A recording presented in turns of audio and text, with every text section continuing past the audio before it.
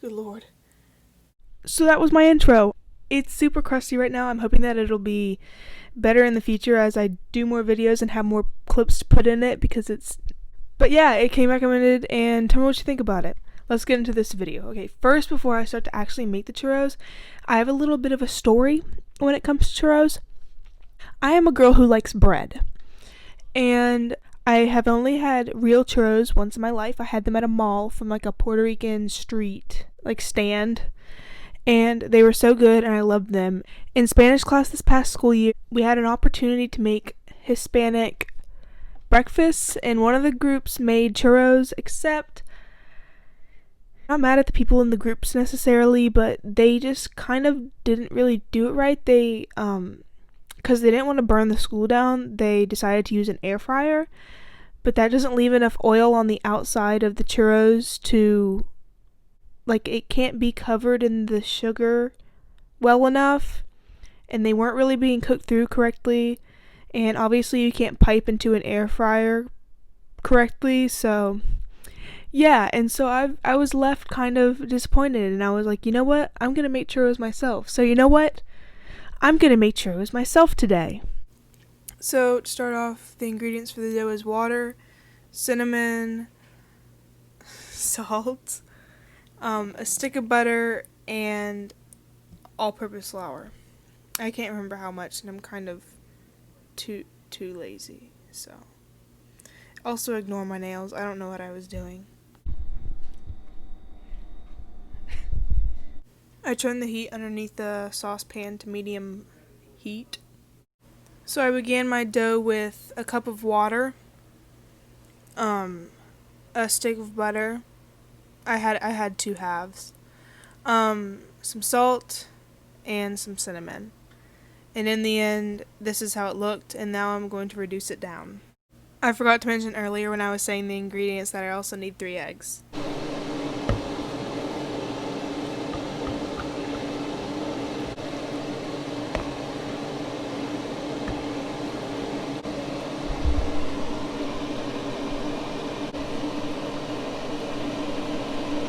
So I was following Disney's recipe, and it said that it was supposed to come to a rolling boil, and I was very closely watching it, and I could tell that it was beginning to boil. Obviously it's bubbling right here, but I didn't really know. I didn't know it wasn't rolling, but then again it wasn't deep enough to roll.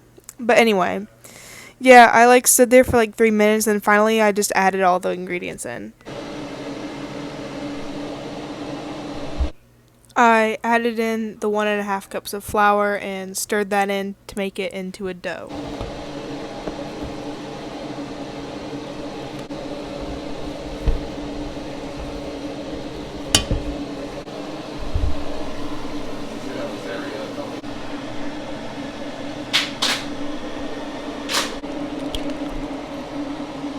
Now it was time to add in my eggs, stirring after each addition.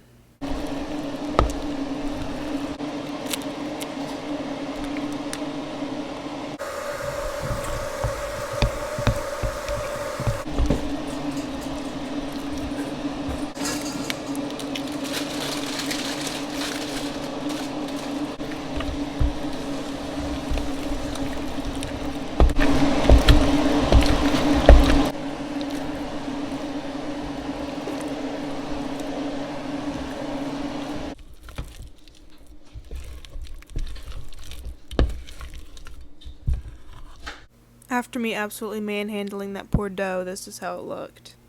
I'm just going to go ahead and put in a PSA right here. Between me making the dough and me frying the dough, I took about a 40-minute lunch break, and I just covered the dough and left it out on the countertop, and it ended up fine. You can also, if you want to make churro dough the day before you actually fry it, you can put it in an airtight container and put it in the fridge. You just need to make sure that it comes to room temperature before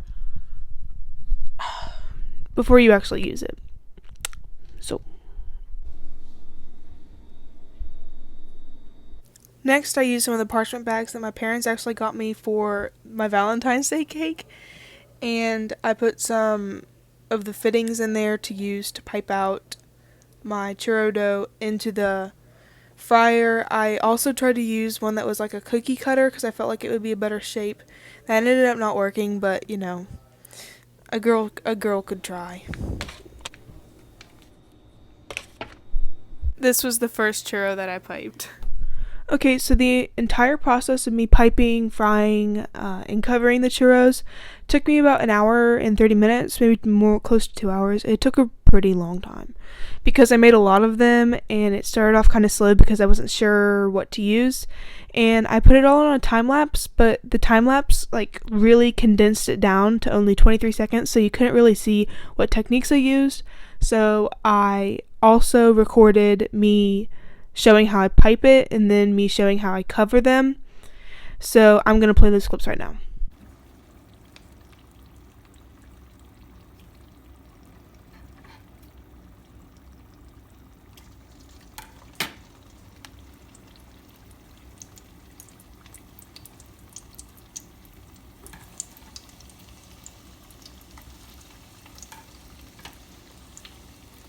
Okay, room for one more.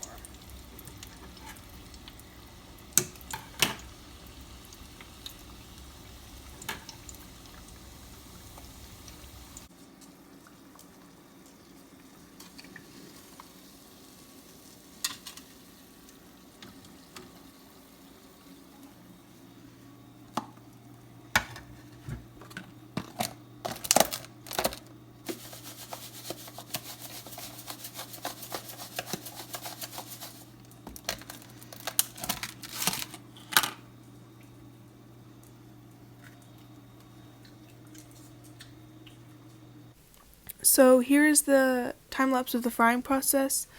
It actually took quite a bit to fry each churro, which was surprising to me because they're pretty small. Maybe my heat wasn't high enough, I don't really know.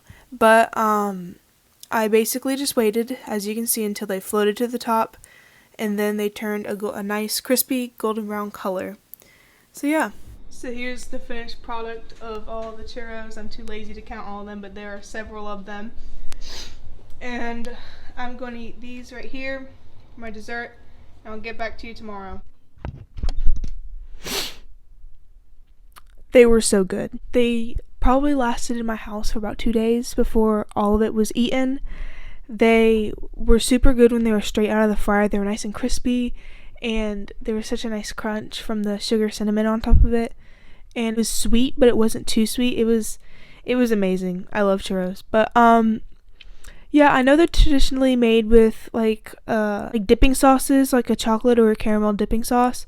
By the time I finished making the churros, it had been quite a bit of time.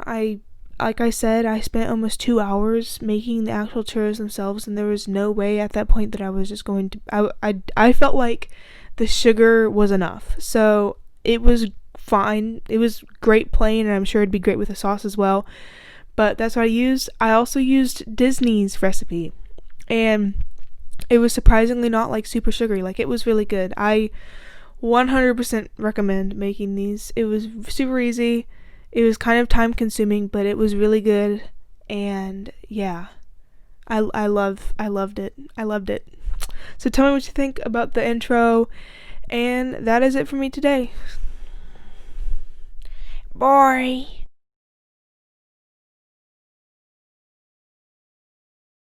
I feel like I just keep screaming into this microphone. It's like actually pretty I need to stop.